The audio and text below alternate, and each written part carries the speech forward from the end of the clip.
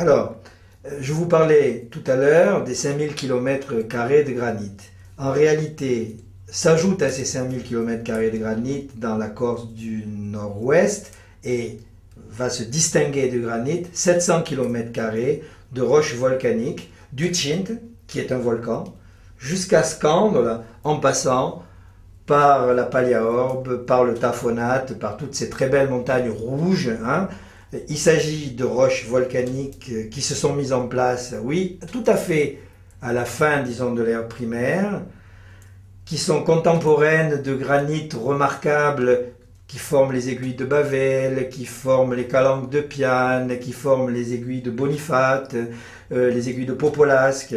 Leur beauté est due d'abord à la couleur de leurs roches et quelquefois à la manière dont ces roches sont érodées, ensuite sont creusées de taphone, on en parlera peut-être.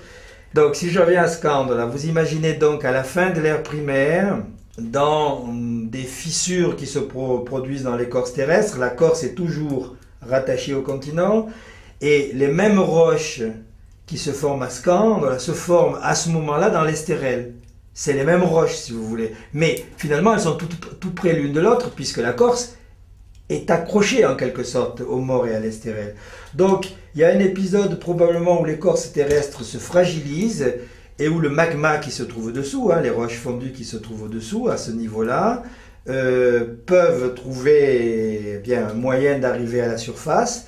Il s'agit de roches très visqueuses, donc qui ont des difficultés à s'écouler, mais probablement il y a une grande quantité de gaz qui s'accumule et à un moment donné doit se produire une éruption absolument catastrophique. Et il devait pas faire très bon se trouver là à cette époque-là, mais on est même avant les dinosaures, donc pas de problème.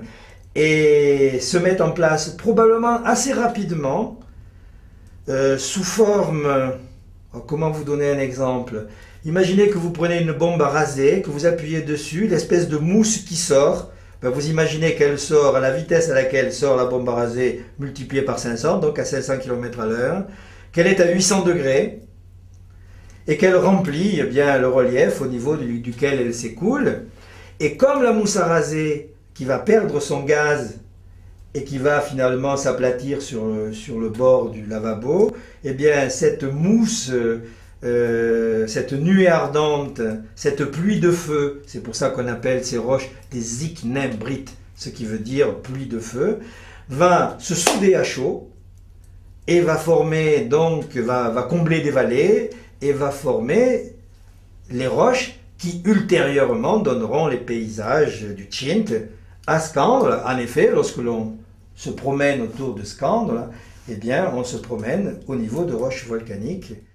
Et ce qui est spectaculaire, bien sûr, c'est ces grands prismes rouges qui s'empilent comme des marches d'escalier et dont on dit à tort, bien entendu, qu'il s'agit de basalte, puisqu'il s'agit de roches volcaniques, de rhyolite. On en reparlera, puisque ces roches ont enregistré le champ magnétique, ça c'est une propriété des roches volcaniques, enregistrer la direction du champ magnétique, le pôle Nord si vous voulez, de l'époque où elles se sont refroidies.